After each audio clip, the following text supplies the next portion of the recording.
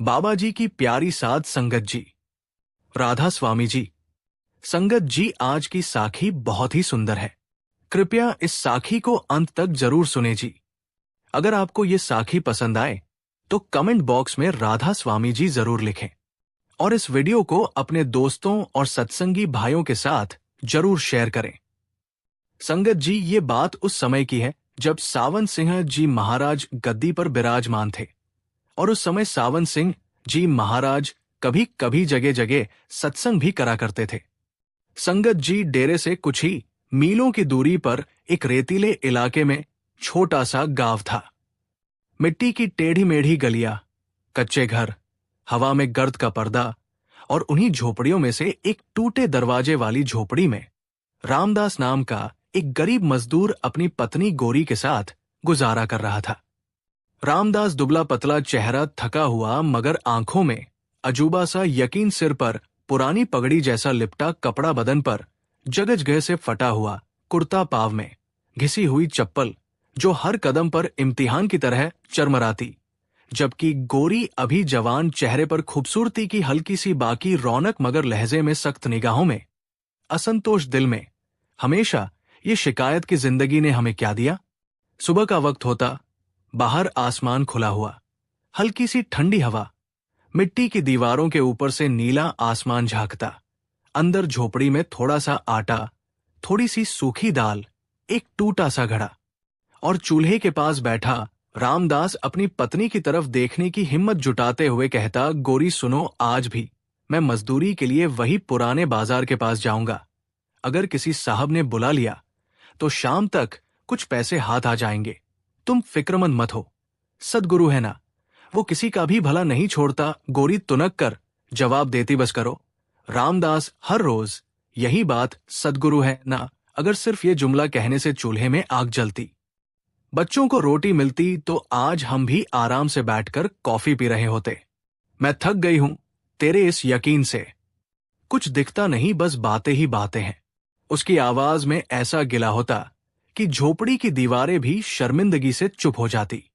रामदास हल्का सा मुस्कुराता, अंदर गहरा सा दर्द, लेकिन कहता, गोरी तू मेरे दिल का हाल नहीं जानती। मैं भी थक जाता हूं और मैं भी रोता हूं, मगर जब रात देर से सत्संग घर के पास से गुजरता हूं ना, तो दिल से एक ही आवाज आती है, उम्मीद बस सदगुरु से रखो। इंसान से उम्मीद रखोगी तो तू टूटेगी, सदगुरु से रखेगी तो संभली रहेगी।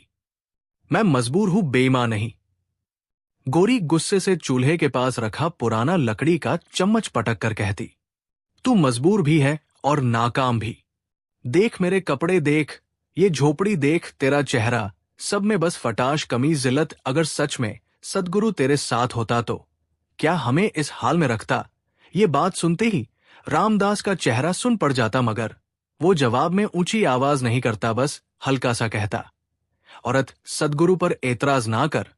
ये जिंदगी इम्तिहान है, आराम का मकान स्वर्ग है, यहां तो बस सब्र का सफर है। गोरी झुंझुलाहट से हाथ झटकते हुए बोलती, मुझे तेरी ये बातें नहीं सुननी। मुझे बस इतना पता है कि पड़ोस वाली सकीना के घर रोज 2 वक्त मांस पकता है, उसके पति के पास ऊंट है, बकरियां है, और तू अभी तक एक ढंग का चक्की का काम भी नहीं पकड़ सका। और ये कहकर वो रोज की तरह बर्तनों की खनखनाहट में अपना गुस्सा छुपा देती।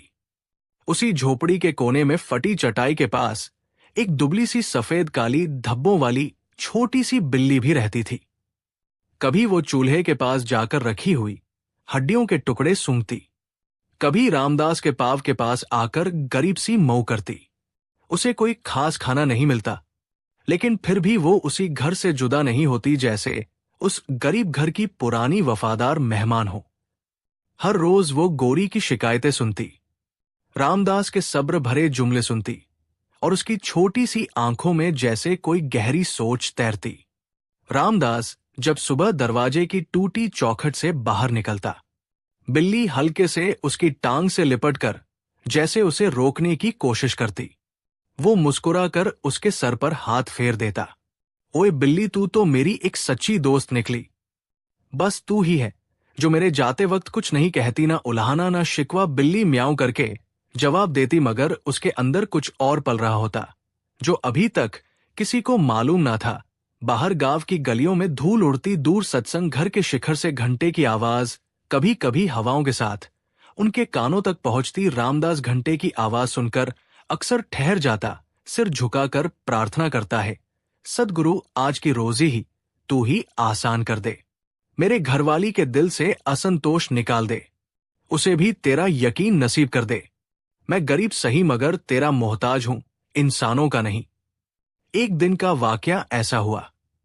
सुबह से ही आसमान साफ था, मगर हवा में अजीब सा सुकून था। रामदास सोकर उठा, पेट में कचोट। चूल्हे के पास आकर देखा तो आज सच में खाने को कुछ ना था। आटा खत्म, दाल का डिब्बा लगभग खाली। गोरी का चेहरा पहले से ज्यादा सख्त। वो फर्श पर बैठी कपड़ा सिल रही थी, मगर हर टांगे में शिकायत थी। उसने बिना ऊपर देखे कहा, आज अगर तू खाली हाथ आया ना रामदास तो सुन ले, मैं तेरे साथ नहीं रहूंगी। तुरंत मैं अपने भाई के घर चली जाऊंगी। कम से कम वहां मुझे भूखे पेट नहीं सोना पड़ेगा। ये कहकर उसने सुई का नुकीला सिरा जोर से कपड़े में चुभाया, जैसे रामदास की उम्मीद को चीर रही हो। रामदास ने दलदल में फंसी सांस की तरह जवाब दिया, एक गोरी तू ऐसा मत कह, तेरा मायका भी तो गरीब है। औरत का असल आसरा उसका पति होता है और पति का सहारा उसका सद्गुरु। तू अगर मुझे छोड़कर चली गई तो मैं तो अंदर से टूट जाऊंगा और तू भी आराम नहीं पाएगी। याद रख, असंतोष दिल को कभी सुकून नहीं देती। गोरी ने तन से मुस्कुराकर कहा, देखते हैं, पहले तू जा। अगर शाम तक कुछ ना लाया तो फिर मैं अपना रास्ता खुद तय करूंगी। बिल्ली एक कोने से ये सब सुन रही थी। उसकी आंखें गोल गोल हो रही थी, जैसे वो इंसानों की जुबान समझती हो, जैसे उसे दोनों के दिलों की खबर हो। रामदास उस दिन ज्यादा भारी कदमों के साथ झोपड़ी से निकला। दरवाजे पर ठिठका आसमान की तरफ देखा। हे सद्गुरु, आज मेरा इम्तिहान बहुत बड़ा है। आज अगर रोजी ना मिली तो सिर्फ पेट नहीं, मेरा घर टूट जाएगा। मेरी पत्नी का यकीन हमेशा के लिए बिखर जाएगा। तू ही है जो नामुमकिन में भी रास्ता निकाल देता है। तेरी शक्ति में किसी चीज की कमी नहीं। ये कहकर वो आगे बढ़ गया। पीछे से बिल्ली दरवाजे तक दौड़ कर आई। अपनी चमकीली आंखों से उसे जाते देखती रही। एक हल्की सी म्याऊं की आवाज निकाली, जैसे उसकी प्रार्थना में स्वीकृति कह रही हो। दिन भर रामदास बाजार के चक्कर लगाता रहा। कभी किसी दुकानदार के दरवाजे पर ठहरता, भाई आज कोई काम है, बोरियां उठवानी हो, लकड़ी ढोनी हो, मैं मजदूरी कर लूं। जवाब में या तो ठंडी निगाहें या मजबूरी भरी मुस्कुराहट। आज नहीं रामदास, आज आदमी ज्यादा हो गए, काम कम है। वो मायूस होकर आगे बढ़ जाता, मगर दिल में जुबान चलती रहती, उम्मीद बस सद्गुरु से रखो, वो आज नहीं तो कल कहीं ना कहीं से रास्ता निकालेगा। दूसरी तरफ झोपड़ी में दोपहर चढ़ती गई, भूख भी और गुस्सा भी। गोरी कहती, एक ये हमारा नसीब है कि मुंह तक नहीं पड़ती हूं, ना घर में कुछ ना बर्तन में कुछ, और एक वो सकीना है जिसके घर तू देख आज भी धुआं उठ रहा होगा, मांस पक रहा होगा। ये कहकर उसने गुस्से में झोपड़ी की मिट्टी की दीवार को हाथ से ठोकर मारी। थोड़ी सी मिट्टी झड़कर नीचे गिरी। बिल्ली डरकर उछली, फिर चुपचाप उसके पांव के पास आकर बैठ गई, जैसे किसी रोते हुए बच्चे के पास दूसरी बच्ची बैठकर उसे चुप कराती है। गोरी ने चिड़चिड़ाकर बिल्ली को हल्का सा धक्का दिया, दूर हट, तेरे पास भी तो कुछ नहीं, बस म्याऊं करती रहती है। मगर अगले ही लम्हे उसे अपनी हरकत पर थोड़ा सा अफसोस हुआ। अरे बेचारी, तुझे भी तो भूख लगी होगी। उसने धीमे से सोचा, मगर जुबान फिर भी उतनी नरम ना हो सकी। शाम होने लगी। सूरज के ढलने से पहले ही गांव के रास्ते पर वापसी करने वालों की भीड़ कम हो गई। मगर उस दिन आज तक कभी ना हुआ। कुछ ऐसा हुआ कि आसमान की तरफ से एक रहस्यमय फैसला उतरता महसूस हुआ। रामदास थका मांदा पसीने से तर, लगभग खाली हाथ, बस एक छोटे से थैले में थोड़ा सूखा आटा और कुछ खजूर के दाने लेकर वापस चल पड़ा। ये भी उसे एक बूढ़े दुकानदार ने दया में दे दिए थे। ले भाई, मेरे पास काम नहीं था, मगर तेरी आंखों में भूख देखकर ये थोड़ी सी चीजें दे दी। इसे दान समझ ले, सद्गुरु तेरे हाल पर रहम करे। रामदास के दिल में ये लड़ाई चल रही थी कि क्या मैं ये घर में बताऊं कि ये रोजी भी मेरी कमाई नहीं, ये किसी की दया से मिली है। उसकी स्वाभिमान उसके पैरों से बहस कर रही थी। नहीं बताना चाहिए। पत्नी फिर ताने देगी कि तू खुद कुछ नहीं कमा सकता, लोग तुझ पर रहम खाते हैं। मगर दूसरी तरफ उसका सच्चा दिल कह रहा था, झूठ से पेट भरना आसान है, मगर आत्मा पर बोझ पड़ जाता है। मैं चाहे जितना भी गरीब हूं, अपने घर वालों से सच नहीं छुपाऊंगा। सद्गुरु सच्चाई वालों के साथ होता है। झोपड़ी के पास पहुंचा तो दिल की धड़कन तेज। उसने सोचा, अगर अंदर फिर वही असंतोष की आवाज सुनी तो मैं क्या जवाब दूंगा। तभी उसने देखा, झोपड़ी के बाहर मिट्टी के चबूतरे पर बिल्ली अकेली बैठी थी, जैसे उसका इंतजार कर रही हो। उसकी आंखों में अजीब सी चमक थी। रामदास ने थके हुए लहजे में कहा, ओए बिल्ली, तू ही है जो हर हाल में मेरे लौटने का इंतजार करती है।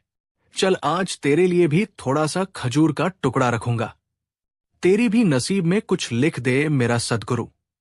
जैसे ही वो झुककर बिल्ली के सिर पर हाथ रखता है, हवाओं के रुख में हल्का सा बदलाव आता है। आसपास जैसे एक पल के लिए सन्नाटा गहरा हो जाता है। रामदास को महसूस होता है कि दिल की धड़कन उसकी अपनी आवाज से ज्यादा तेज सुनाई दे रही है। अचानक बिल्ली अपनी जगह से जरा सी सीधी होकर बैठती है, सिर हल्का सा टेढ़ा करती है, और फिर वो बात जो आज तक कभी नहीं हुई। उसकी छोटी सी गुलाबी जुबान से साफ इंसानी जुबान में शब्द निकलते हैं। रामदास, तू उदास क्यों है? ये सुनते ही उसकी रूह जैसे एक लम्हे को ठहर जाती है। उसकी आंखें फटी की फटी रह जाती है। थैला हाथ से फिसलकर नीचे गिर जाता है। खजूर के दाने रेत में बिखर जाते हैं। वो पीछे हटकर कांपती आवाज में कहता है सद्गुरु, ये क्या हुआ? मैंने तो भूख में कभी ऐसा ख्वाब भी नहीं सोचा था। क्या वाकई तूने मेरी तन्हाई देखकर मुझे किसी से हमजुबान कर दिया है, या मैं पागल हो रहा हूं? बिल्ली ने फिर बड़े इत्मीनान के साथ अपनी पूंछ हल्का सा हिलाई। उसकी आंखों में इंसानों से ज्यादा समझदारी की चमक थी। उसने दूसरी बार कहा, डर मत रामदास, मैं वही बिल्ली हूं जो तेरे घर में सालों से रहती हूं। बस आज मेरे लिए आदेश आया है कि तुझसे बात करूं। तुझे बता दूं कि उम्मीद सिर्फ सद्गुरु से रखनी होती है, लोगों के तानों से नहीं डरना, पत्नी के असंतोष से दिल नहीं तोड़ना। तू अपने सद्गुरु के इम्तिहान में कामयाब हो सकता है, अगर अपने सब्र को छोड़ ना दे। रामदास का बदन कांप रहा था, मगर दिल के किसी कोने में एक अनोखी ठंडक उतर रही थी। उसने घबराई हुई आवाज में कहा, तू कौन है असल में, और क्यों मुझ गरीब से बात कर रही है? क्या मेरे सद्गुरु ने तुझे भेजा है? बिल्ली ने हल्की सी म्याऊं की, फिर जैसे मुस्कुराकर बोली, मैं बस एक बिल्ली हूं, मगर आज मेरे शब्द तेरे लिए कृपा का संदेश है। अगर तू सुनना चाहे तो मैं तुझे वो राज बता सकती हूं जिससे तेरी जिंदगी बदल सकती है।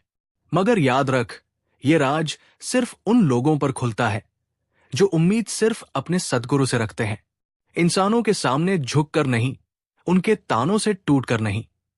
अंदर झोपड़ी में गोरी बेचैनी से इधर उधर टहल रही थी। उसे अंदाजा नहीं था कि झोपड़ी के बाहर मिट्टी के उसी चबूतरे पर उसकी गरीब जिंदगी की सबसे अजीब बात हो चुकी है। वो बड़बड़ाती शाम हो गई, अभी तक आया भी नहीं, पक्का फिर खाली हाथ होगा। मैं भी देखूंगी कि कब तक ये सद्गुरु सद्गुरु करके घर चलाता रहेगा। वो ये कह ही रही थी कि अचानक उसके कानों में बाहर से किसी अजनबी सी आवाज की हल्की सी झलक आई, जैसे कोई औरत नहीं ना बच्चा, मगर एक नाजुक सी जुबान किसी मर्द से बातें कर रही हो। वो ठिठक गई। ये कैसी आवाज है? उसका दिल घबराया। कहीं रामदास मेरे पीछे किसी औरत को तो नहीं ले आया, या किसी से मदद मांग रहा होगा। गुस्से और कुढ़न के साथ वो तेज कदमों से दरवाजे की तरफ बढ़ी। अंदर उसके दिल में ये ख्याल भी चल रही थी कि आज अगर वो फिर उम्मीद बस सद्गुरु से वाला जुमला दोहराएगा तो मैं उसे ऐसा जवाब दूंगी कि याद रखेगा। मगर उसे क्या पता, दरवाजे के ठीक बाहर मिट्टी के चबूतरे पर नीले खुले आसमान के नीचे उसकी अपनी झोपड़ी की बिल्ली इंसानी जुबान में उसके पति से वो बातें कर रही थी जो शायद कोई इंसान भी उससे यूं सामने बैठकर ना कह पाता। बिल्ली ने अपनी छोटी सी गर्दन सीधी की, आंखों में ज्योति जैसा इत्मीनान, पूंछ हल्की सी हिलती। उसने मुलायम मगर साफ लहजे में कहा, रामदास, तू समझता है ना मैं कौन हूं? मैं तेरे घर की वही बिल्ली हूं जो तेरी भूखमरी में तेरी हड्डियों के पास बैठी रही, तेरी रात के आंसुओं की गवाह रही, तेरी पत्नी की शिकायतें भी सुनी, तेरे सत्संग घर के पास से लौटते वक्त की आह भी। मगर आज मुझे आदेश हुआ है कि तुझे याद दिलाऊं। उम्मीद बस अपने सद्गुरु से रखो, लोगों से नहीं, हालात से नहीं। रामदास का दिल ऐसे धड़क रहा था जैसे सीने से बाहर गिर पड़ेगा। उसने हकलाकर पूछा, मगर ये कैसे मुमकिन है? जानवर बोलते नहीं, तू मेरी जुबान कैसे समझती है? मेरे दिल का राज कैसे जानती है? बिल्ली ने बहुत सादगी से जवाब दिया, जिस सद्गुरु ने तुझे मिट्टी से बनाया उसी ने मुझे भी बनाया। तेरी जुबान भी उसी की दी हुई है, मेरी म्याऊं भी उसी की। जब वो चाहे तो म्याऊं को भी इंसानी शब्द बना दे, तेरी चुप को भी पुकार बना दे। तू समझ क्यों नहीं लेता कि तेरी तन्हा रातों की प्रार्थना सामने जवाब बनकर खड़ी है? रामदास की आंखों से बेइख्तियार आंसू टपकने लगे। उसे लगा जैसे कोई अंदर से उसे थाम रहा हो। वो जमीन पर घुटनों के बल बैठ गया, हाथ कांप रहे थे। हे सद्गुरु, मैं किस काबिल हूं कि तूने मुझ नाकारा मजदूर पर यह चमत्कार उतार दिया? मैं तो खुद को लायक भी नहीं समझता। बिल्ली ने हल्की सी म्याऊं के बाद जैसे मुस्कुराते हुए कहा, यही तो बात है रामदास, जो खुद को बड़ा समझते हैं उन पर ऐसे चमत्कार कम उतरते हैं। तू अपने आप को छोटा समझता है, सद्गुरु तुझे अपने नजदीक कर रहा है। मगर एक बात समझ ले, तेरा इम्तिहान सिर्फ तेरी जेब से नहीं, तेरे घर वालों के लहजे से भी है। तेरी पत्नी का असंतोष भी तेरा इम्तिहान है। देखना यह है कि तू उसका जवाब कैसे देता है, गाली से, गुस्से से या कृपा की बात से। रामदास ने कांपती हुई सांस के साथ पूछा, तो क्या मैं बस चुप रहूं? उसकी हर बात सहता रहूं? कभी कभी दिल चाहता है मैं भी चिल्ला कर कहूं कि मैं भी इंसान हूं। मेरा भी जी चाहता है अच्छा पहनूं, अच्छा खाऊं। मगर जब जेब खाली होती है ना बिल्ली, तो जुबान भी बेबस हो जाती है। बिल्ली ने उसकी ओर झुककर जैसे किसी बड़े ज्ञानी की तरह नरमी से कहा, सुन रामदास, सब्र का मतलब ये नहीं कि तू जुल्म बर्दाश्त करता रहे। सब्र का मतलब यह है कि तू अपने सद्गुरु पर शक ना कर। तेरी पत्नी अगर असंतोष में डूबी है तो तू उसके लिए भी प्रार्थना कर, उसके सामने भी अच्छे लहजे से बात कर, उसे समझाने की कोशिश कर, मगर तेरा दिल अंधेरा ना हो। तेरी उम्मीद इंसानों से हटकर सिर्फ अपने सतगुरु पर टिक जाए। जब दिल का आसरा सिर्फ सतगुरु हो जाता है, फिर चाहे दुनिया सारे दरवाजे बंद कर दे, तेरे लिए कहीं ना कहीं से एक दरवाजा खुल ही जाता है। रामदास ने रेत पर आंखें गड़ा दी, होंठ कांपते हुए बोले, मगर बिल्ली घर में फाके हो, बच्चों के पेट खाली हो, पत्नी के लहजे में आग हो, ऐसे में दिल का आसरा कैसे संभाले? बिल्ली ने जवाब दिया, यही तो तेरे और बाकी लोगों के बीच फर्क का मौका है। अगर तू भी वही करे जो सब करते हैं, गाली, लानत, ताने, तो फिर तेरा और उनका क्या फर्क रहा? तू कहता है तुझे अपने सद्गुरु पर यकीन है, तो यकीन सिर्फ जबान पर नहीं होता, वह तो दिल के अंदर का यकीन होता है, जो सब्र की शक्ल में नजर आता है, कृतज्ञता की शक्ल में नजर आता है। रोजी कम हो फिर भी तू सद्गुरु की कृपा का इंकार ना करे, ये तेरी असली अमानत है। तभी अंदर झोपड़ी के अंधेरे से कदमों की सख्त आहट नजदीक आई। मिट्टी के फर्श पर गोरी के पांव की रगड़ साफ सुनाई दी। वो गुस्से और बेचैनी से भरी हुई दरवाजे की तरफ बढ़ रही थी। उसके दिल में ताने और तंज का तूफान था। देखना पड़ेगा ये बाहर कैसी आवाज है, कहीं ये कमीना किसी से मदद मांगने के बहाने मेरी बेइज्जती तो नहीं कर रहा। उसने जैसे ही झोपड़ी का आधा टूटा दरवाजा एक झटके से खोला, सामने जो मंजर था वो उसके ताज्जुब की हद से बाहर था। नीले आसमान के नीचे मिट्टी के चबूतरे पर रामदास घुटनों के बल बैठा था। चेहरे पर आंसू, आंखों में सख्त हैरानी, और उसके बिल्कुल सामने वह उनकी बिल्ली बैठी थी। मगर उसके मुंह से निकले शब्द गोरी के कानों में चाकू की तरह घुस गए। बिल्ली साफ जुबान में कह रही थी, देख रामदास, असंतोष की आग सबसे पहले आदमी के अपने दिल को जलाती है, फिर उसके घर को, फिर उसके रिश्तों को। अगर तू अपने घर में उस आग को फैलने देगा तो तेरी झोपड़ी का सिर्फ छप्पड़ नहीं, तेरी पत्नी का भी दिल जल जाएगा। गोरी के पैर जैसे जमीन से चिपक गए, उसकी आंखें फैल गई। वो देर तक समझ ही ना सकी कि ये सब ख्वाब है या सच्चाई। उसके होठों से बस इतना निकला, ये क्या हो रहा है? मैं पागल तो नहीं हो गई? बिल्ली बोल रही है। रामदास ने घबराकर पीछे मुड़कर देखा। गोरी की नजर जब उसकी आंखों से मिली तो उसमें पहली दफा सिर्फ गुस्सा नहीं, डर भी था, हैरत भी थी। वो बुदबुदाई, तुम लोग क्या तमाशा लगा रखा है यहां? ये कैसी आवाजें हैं? बिल्ली ने गोरी की तरफ गर्दन घुमाई। उसकी आंखों में ना कोई दहशत थी, ना गुस्सा, बस एक अजीब सुकून। उसने बहुत सादा लहजे में कहा, डर मत गोरी, मैं वही बिल्ली हूं जिसे तू कभी लात मार के दूर करती थी, कभी दया खाकर रोटी का टुकड़ा फेंक देती थी। आज मुझे आदेश हुआ है कि तुझसे भी कुछ बातें करूं। लेकिन पहले इतना सोच ले, अगर तू हर बात को सरासर झूठ समझेगी, हर चमत्कार को मजाक समझेगी, तो तेरे दिल के दरवाजे पर जो कृपा दस्तक दे रही है वो लौट भी सकती है। गोरी ने हल्का सा लड़खड़ाते हुए पीछे कदम रखा। मैं किसी बिल्ली की बातें सुनूं? ये कैसी पागलपना की बात है? जानवर बोलते कहाँ हैं? बिल्ली ने कहा, अगर तेरा सद्गुरु चट्टानों से पानी निकाल सकता है, कठोर दिलों में कृपा भर सकता है, तो किसी जानवर को जुबान दे देना उसके लिए क्या मुश्किल है? मसला ये नहीं कि मैं बोल रही हूं, मसला यह है कि तेरा दिल सुनने के लिए तैयार है या नहीं। रामदास ने गोरी की तरफ रुख किया। उसकी आवाज में नरमी थी। गोरी, सद्गुरु की कसम, मैं भी तेरी तरह हैरान हूं।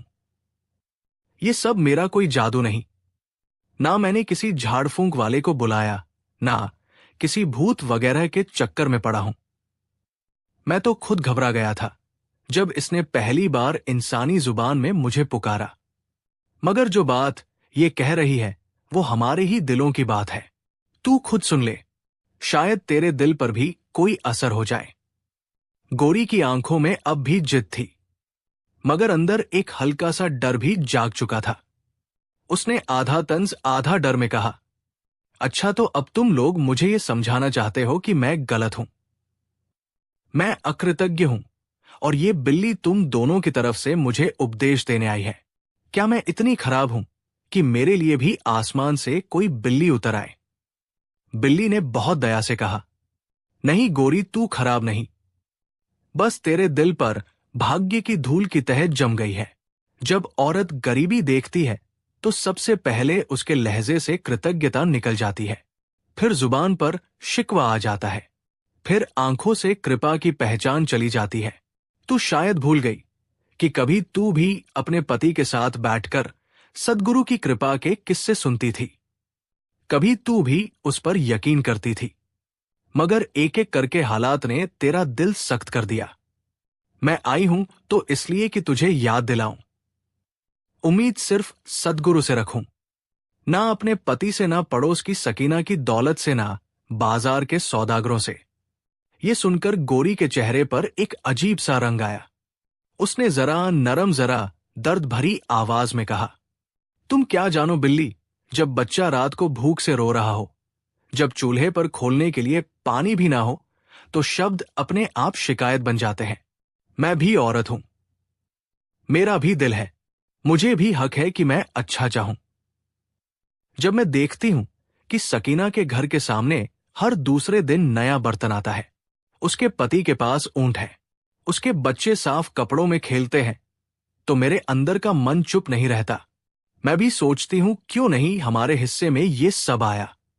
बिल्ली ने सिर झुकाकर जैसे उसकी बात को माना, फिर बोली, तुझे हक है कि तू अच्छा चाहे, मगर तुझे ये हक नहीं कि तू अपने सद्गुरु पर एतराज करे। जिंदगी की कमी को उसके खिलाफ दलील बना ले। कोशिश करने का हक तुझे है, प्रार्थना करने का हक तुझे है, मगर अकृतज्ञता करने का हक किसी को नहीं। तेरी जुबान जब शिकवे में लग जाती है ना, तो तेरे घर से बरकत उठने लगती है।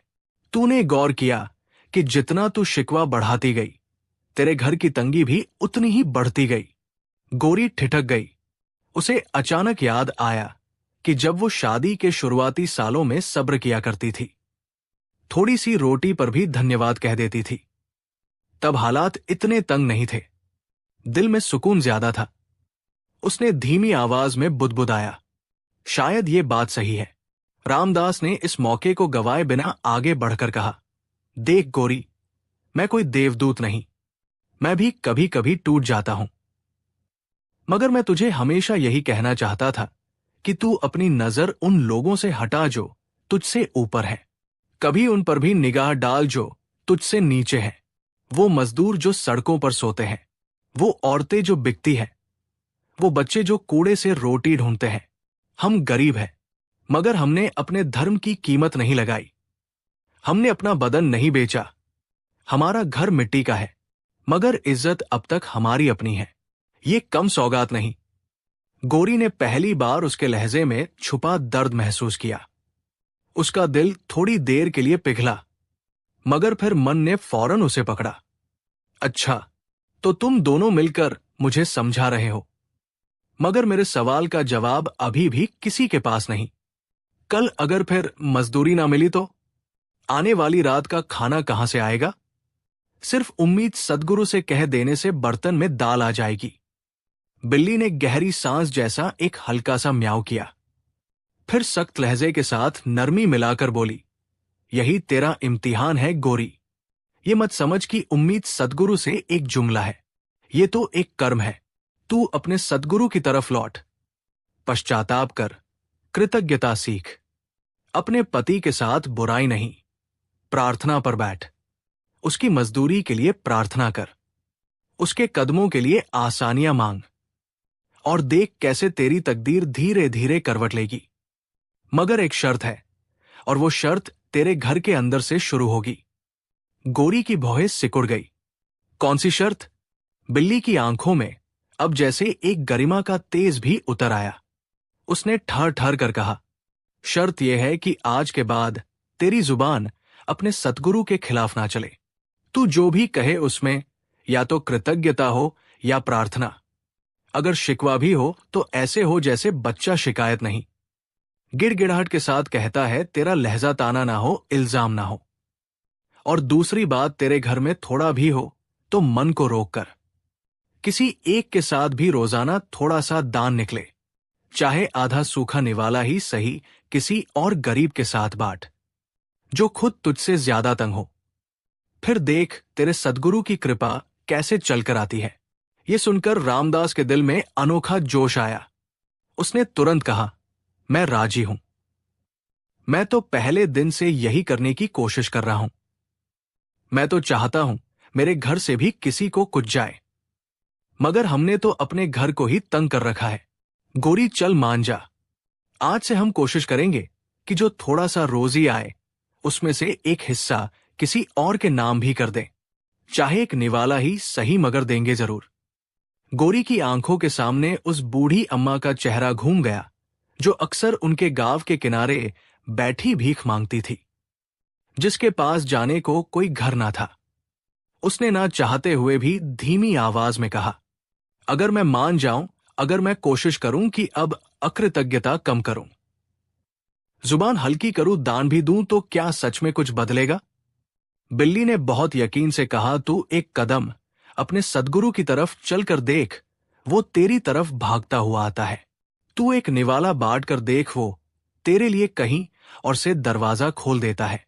मगर याद रख, ये सब एक रात में नहीं होगा। ये इम्तिहान है और इम्तिहान में नतीजा आखिर में मिलता है। बीच में सब्र मांगा जाता है। तू तैयार है या नहीं, ये फैसला तुझे करना है। मैं तो सिर्फ संदेश सुनाने आई हूं। हवा में एक अजीब सा सुकून और हल्की सी हैरत घुल गई थी। झोपड़ी की मिट्टी की दीवारें भी जैसे ये बातें सुन रही थी। दूर सत्संग घर की तरफ से फिर घंटे की हल्की सी गूंज उठी, जैसे आसमान भी इस बातचीत पर साक्षी बन रहा हो। रामदास की आंखें भीग चुकी थी। उसके होठों पर थरथराती फुसफुसाहट थी। हे सद्गुरु, तू साक्षी रह। मैं अपने बस के मुताबिक सब्र भी करूंगा, कृतज्ञता भी सीखूंगा, दान भी दूंगा। बस तू मेरी पत्नी के दिल को भी नरम कर दे, उसे भी अकृतज्ञता के अंधेरों से निकाल दे। गोरी घंटे की आवाज बिल्ली के शब्द और पति के आंसू भरे वादे के बीच खड़ी थी। उसके अंदर दो आवाजें लड़ रही थी। एक कहती थी, ये सब एक वहम है, कल सुबह फिर वही भूख वही तंगी होगी, फिर देखना तेरा ये जज्बाती पल कहां जाता है। दूसरी नरम आवाज कह रही थी, अगर आज भी तू नहीं बदली तो कब बदलेगी? जब सब कुछ हाथ से निकल जाएगा, जब तेरे पास शिकायत करने को भी कोई ना रहेगा। उसकी आंखें भर आई मगर जिद भी अभी मरने को तैयार ना थी। उसने हल्का सा सिर झुकाकर बस इतना कहा, मैं सोचूंगी। बिल्ली ने आखिरी बार दोनों को बारी बारी से देखा। उसकी आंखों में प्रार्थना जैसा प्रकाश था। उसने बहुत आहिस्ता लहजे में कहा, ठीक है गोरी, सोचने का हक तुझे है, मगर याद रख, हर सोच के बाद फैसला आता है, और हर फैसले के बाद नतीजा मैं फिर आऊंगी। देखूंगी कि तेरे घर में क्या बदला, तेरे लहजे में क्या बदला, तेरे पति की आंखों में उम्मीद ज्यादा हुई या टूटन, और उसके हिसाब से अगला रास्ता दिखाऊंगी। ये कहकर वो एकदम से फिर वही आम सी बिल्ली लगने लगी, जैसे उसकी इंसानी जुबान वापस म्याऊं में बदल गई हो। रामदास और गोरी दोनों उसे हैरत से देखते रह गए, जैसे उनकी आंखों के सामने कोई सपना घटा होता, या जैसे आसमान से कोई छुपा हुआ संदेश उनके दरवाजे पर उतर आया हो। हवा में एक अजीब सा सुकून था, मगर दोनों के दिलों में बेचैनी की गर्द बैठी हुई थी। रामदास ने कांपते हुए हाथों से गिरे हुए खजूर के दाने उठाए, थैले को फिर से बांधा और गहरी सांस ली। उसकी आवाज में आध्यात्मिक सुकून और थोड़ी सी थकान थी। गोरी, चल अंदर चलते हैं, रात होने लगी है। गोरी कुछ लम्हों तक वही दरवाजे पर खड़ी रही। उसके दिमाग में सवाल, शक, डर सब एक साथ घूम रहे थे। आखिर वो धीमी चाल से अंदर चली गई, मगर उसके कदमों में वो ठसक नहीं थी जो पहले हर शाम उसके गुस्से में नजर आती थी। झोपड़ी के अंदर हल्का सा अंधेरा था। सिर्फ चूल्हे की मिटी हुई राख में कुछ हल्की गर्मी बाकी थी। रामदास ने खजूर के 2 दाने अपनी तरफ रखे और बाकी बिल्ली और गोरी की तरफ बढ़ा दिया। गोरी ने आधी हैरत और आधी शर्म के साथ खजूर का दाना उठाया, मगर उसने पहली बार बिना ताना मारे खाना स्वीकार किया। उनकी छोटी सी रात की रोटी सिर्फ खजूर और थोड़ा पानी, मगर उस रात वो खामोशी नफरत वाली नहीं थी। वो सोच की, शर्म की और कहीं दिल के अंदर के बदलाव की खामोशी थी। रात के आखिरी पहर चांदनी झोपड़ी की दीवारों पर उतर रही थी। रामदास सो चुकी पत्नी और पास में सोई बिल्ली को देखता रहा। उसके दिल में अजीब किस्म की उम्मीद जाग रही थी। उसने धीमे सुर में प्रार्थना की, है सद्गुरु, आज जो हुआ वो तेरी तरफ से इशारा था। मैं भी इंसान हूं, कभी कमजोर हो जाता हूं, मगर आज तूने याद दिला दिया कि तू मेरे साथ है। मुझे मजबूत कर दे, मेरे घर में सुकून डाल दे और मेरी पत्नी के दिल से अकृतज्ञता को मिटा दे। उसकी पलकों पर नींद उतर गई, मगर दिल में प्रार्थना बाकी रही। सुबह की हवा में हल्की ठंडक थी और दूर सत्संग घर की घंटे की पुकार जैसे उस झोपड़ी की नींव में उतर रही थी। रामदास उठकर स्नान करने बाहर निकला। पानी ठंडा था, मगर उसके दिल में एक अजीब गर्माहट थी। उसने भजन सिमरन किया, प्रणाम में देर तक रहा, उस सुकून को पहली बार महसूस करते हुए जो पिछले कई महीनों से खो चुका था। जब वो वापस झोपड़ी में आया, गोरी रोटी सेक नहीं रही थी, बल्कि चुपचाप बैठी थी, और पहली बार उसके चेहरे पर जिद से ज्यादा झिझक थी। उसने धीरे से कहा, रामदास, आज तू काम पर जाएगा। रामदास मुस्कुरा दिया। वो मुस्कान छोटी थी मगर उसे अंदर तक रोशन कर गई। हाँ, गोरी जाएगा। रोजी तलाश करना इंसान का काम है, देना सतगुरु का। ये पहली दफा था जब गोरी ने उसके इस जुमले पर आंखें ना घुमाई ना ताना मारा, बस सुना। रामदास ने जाने से पहले आधा खजूर लिया, आधा बिल्ली के आगे रखा और आधा बाहर उस सूखी मिट्टी पर रख दिया जहां अक्सर कोई आवारा पक्षी, चींटी या बिल्ली आता था। गोरी ने हैरानी से पूछा, ये क्यों रखा? घर में पहले ही कम है। रामदास शांत आवाज में बोला, ये दान है। कल रात बिल्ली ने कहा था ना, बरकत बांटने से बढ़ती है। गोरी कुछ पल चुप रही, फिर धीमे से बोली, अगर तेरे रखने से बरकत आती है तो रहने दे, मैं नहीं हटाऊंगी। ये वो पल था जहां पहला दरवाजा बदलते हुए वक्त ने हल्का सा खोला था। रामदास बाजार की तरफ रवाना हुआ। आज उसकी चाल में वो थकान नहीं थी जो हर रोज होती थी, बल्कि उसके चेहरे पर एक यकीन था, और उस यकीन में सद्गुरु का साया महसूस होता था। रास्ते में कुछ लोग उसे देखते हुए हंस पड़े, शायद उसकी फटी कमीजों और पुराने चप्पलों की वजह से, मगर आज पहली बार रामदास को फर्क नहीं पड़ा। उसने दिल में कहा, मुझे इंसानों की नजरों की नहीं, सद्गुरु की नजर चाहिए। बाजार में आज वो पहली दफा बेबस खड़ा नहीं था, बल्कि तलाश कर रहा था उम्मीद के साथ। थोड़ी देर बाद एक बूढ़ा दुकानदार उसकी तरफ बढ़ा और कहा, अरे रामदास, आज तेरा चेहरा पहले जैसा बुझा हुआ क्यों नहीं? कोई अच्छी खबर है? रामदास हल्का मुस्कुराया, अच्छी खबर नहीं मगर अच्छा यकीन है। दुकानदार ने हैरत से उसकी तरफ देखा, लेकिन उस चेहरे के यकीन में कुछ था जिसने उसे सोचने पर मजबूर किया। उसने कहा, मुझे आज 2 बोरी अनाज दूसरे मोहल्ले पहुंचवाना है, करेगा? रामदास ने दिल में धन्यवाद कहा और बोला, जरूर। दूसरी तरफ झोपड़ी में गोरी अकेली बैठी थी। उसके सामने ठंडा चूल्हा था, खाली बर्तन थे, मगर आज पहली बार उसकी आंखों में सिर्फ शिकायत नहीं थी, बल्कि सवाल थे, और शायद थोड़ा सा डर। वो बिल्ली की तरफ मुड़ी जो चुपचाप दरवाजे पर बैठी बाहर देख रही थी। गोरी हिचकिचाते हुए पूछ बैठी, क्या तू अब भी बोल सकती है? बिल्ली ने बिना मुड़े कहा, मैं बोल सकती हूं, मगर हर वक्त नहीं। मेरा काम आदेश के मुताबिक है, ना तुम्हारी जरूरत के मुताबिक। गोरी की आवाज पहली बार मुलायम हुई। क्या मेरे लिए भी कोई संदेश है? बिल्ली ने धीमे से उसकी तरफ देखा। उन छोटी आंखों में समझदारी हर पढ़े लिखे इंसान से ज्यादा थी। हां, गोरी है, उसने कहा, असली भूख पेट की नहीं, दिल की होती है। पेट का इलाज रोटी है, दिल का इलाज कृतज्ञता है। गोरी की आंखें भर आई, मगर आज उसने उन्हें छुपाया नहीं। उसने कांपती आवाज में कहा, अगर मैं बदलना चाहूं तो क्या बहुत देर हो चुकी है? बिल्ली उसकी तरफ चलते हुए बहुत धीरे बोली, पश्चाताप में कभी देर नहीं होती, बस अहंकार में देर हो जाती है। आज का दिन तेरे लिए फैसला है, या तू अपना दिल नम कर लेगी या मन जीत जाएगा। गोरी की सांस भारी हो गई। उसने अपनी चादर संभाली और जैसे पहली बार दिल की गहराई से फुसफुसाई है, सद्गुरु, अगर मैंने गलती की है तो मुझे सीधा रास्ता दिखा दे। ये शब्द जैसे ही गोरी की जुबान से निकले, झोपड़ी के अंदर की हवा बदल गई, मानो एक नाजुक सी आध्यात्मिक ठंडक उसके सीने में उतर गई हो।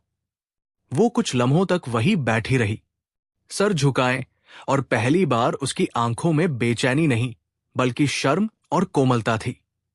बिल्ली चुपचाप उसकी तरफ देख रही थी, जैसे इंतजार कर रही हो कि उसके दिल का फैसला किस तरफ झुकेगा। बाहर से पक्षियों की हल्की चहचहाट आ रही थी, और झोपड़ी में वो खामोशी मौजूद थी जो सिर्फ प्रार्थना के बाद उतरती है। गोरी ने धीरे से हाथ फैलाए और थोड़ा सा पानी जो घड़े में बचा था उससे चूल्हे को साफ किया, जैसे किसी नई शुरुआत की तैयारी हो। उसकी उंगलियों की हर हरकत में वो जिद नहीं थी जो कल तक उसका अंदाज हुआ करती थी, बल्कि एक शर्मीला सम्मान था।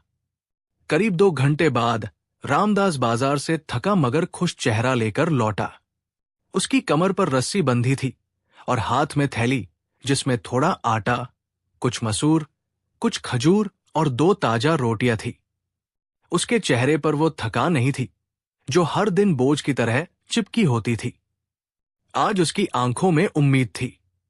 झोपड़ी के पास पहुंचकर उसने प्रार्थना की तरह फुसफुसाया, धन्यवाद, आज रोजी ईमानदार मेहनत से मिली। तभी दरवाजा खुला और गोरी सामने आई। मगर आज उसके चेहरे पर एक गुस्सा नहीं था, बल्कि एक संकोची सा सुकून था। उसने बर्तन पकड़ा और बिना ताना दिए धीमी आवाज में बोली, अंदर आ जाओ, मैं खाना लगा देती हूं। रामदास चौंक गया, मगर उसने कुछ ना कहा, बस मुस्कुराकर अंदर आ गया। खाने के दौरान दिल में एक हल्का सा बोझ था। वो बातचीत, वो चमत्कार, वो रात और फिर वो प्रार्थना सब हवा में लटका हुआ था। कुछ पल की खामोशी के बाद गोरी ने कांपते आवाज में कहा, रामदास, अगर मैंने तुझे तकलीफ दी है तो आज से मैं कोशिश करूंगी बदलने की। रामदास की पलकें भीग गई, मगर उसने उसे बीच में ही रोका नहीं। वो बस सुन रहा था। गोरी आगे बोली, मुझे डर लगता है कि कहीं मैं फिर उसी अकृतज्ञता में ना पड़ जाऊं। मुझे लगता है मैं बोलने से पहले सोच नहीं पाती।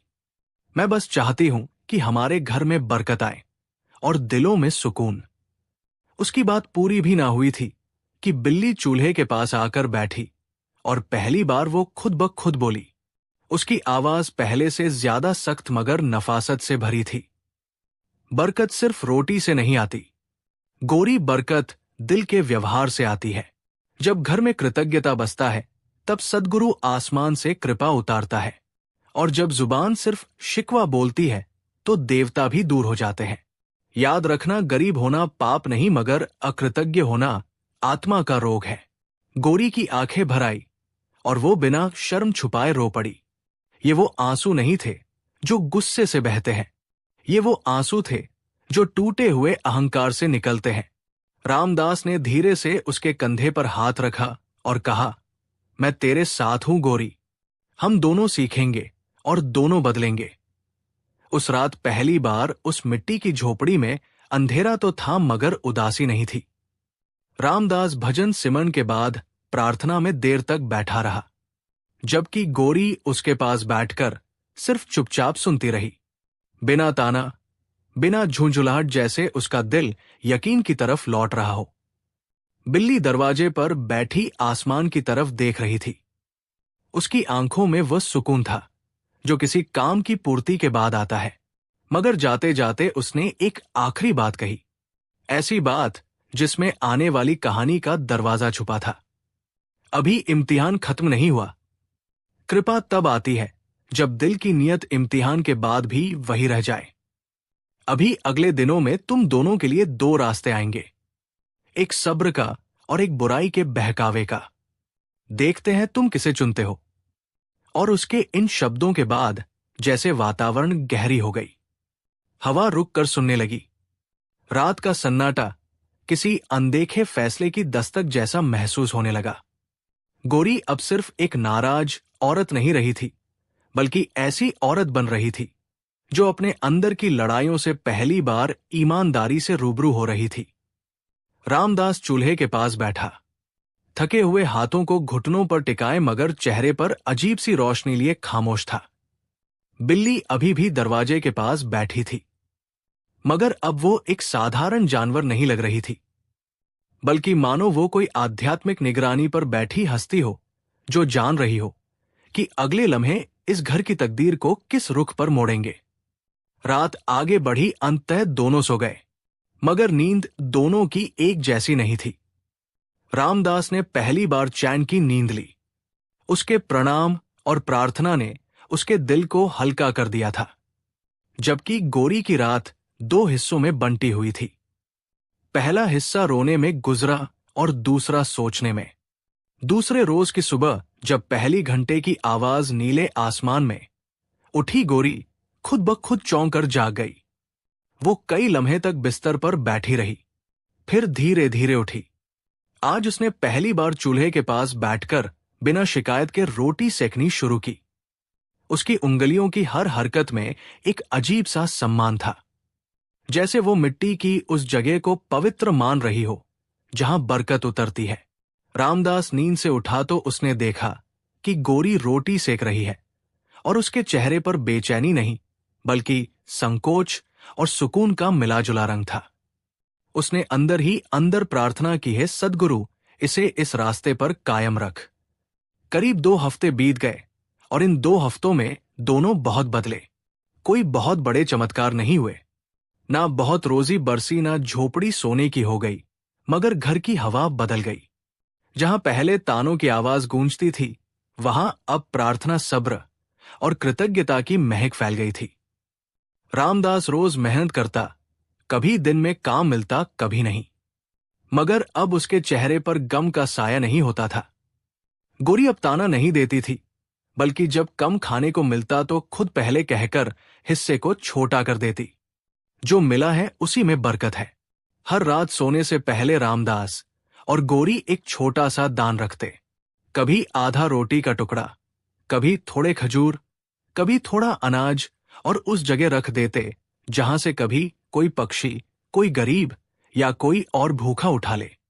और बिल्ली वो कभी बोलती, कभी नहीं, मगर उसकी मौजूदगी अब डर नहीं, सहारा नहीं, बल्कि याद दिलाने वाली कृपा बन गई थी। एक दिन बाजार में एक अमीर दुकानदार ने रामदास को देखा और कहा, मुझे अपनी दुकान के लिए किसी भरोसेमंद आदमी की तलाश थी। तू रोज मेहनत करता है, कभी शिकायत नहीं करता, क्या तू मेरे साथ काम करना चाहेगा? रोजाना के बजाय हर महीने की पक्की मजदूरी मिलेगी। रामदास की आंखों में आंसू और रोशनी एक साथ उतर आए। उसकी पहली फुसफुसाहट बस यही थी, धन्यवाद। उस शाम वो अपने घर में सिर्फ खाने के सामान नहीं बल्कि एक बड़ी खुशखबरी लेकर लौटा। उसने जैसे ही दरवाजा खोला, गोरी ने उसकी आंखों से सब समझ लिया। उसके चेहरे पर ऐसी मुस्कान थी जो शायद उसने शादी के पहले सालों के बाद कभी महसूस नहीं की थी। रामदास ने हौले से कहा, गोरी, आज सद्गुरु ने हमें नई रोजी दी है, अब इस घर में भूख से डरने की जरूरत नहीं। गोरी की आंखें भर आई। वो चूल्हे के पास बैठ गई और बिना शर्म छुपाए रो पड़ी। उसने धीरे से कहा, रामदास, तूने कभी मेरा हाथ नहीं छोड़ा, जबकि मैं तेरी अकृतज्ञता से तुझे डुबो सकती थी। रामदास ने उसका हाथ थामा और कहा, औरत जब अपने पति की मददगार बनती है ना, तो उसका घर सिर्फ घर नहीं, स्वर्ग का पहला दरवाजा बन जाता है। उसी वक्त बिल्ली धीरे से दोनों के बीच आकर बैठी, जैसे ये मंजर देखने के लिए भेजी गई हो।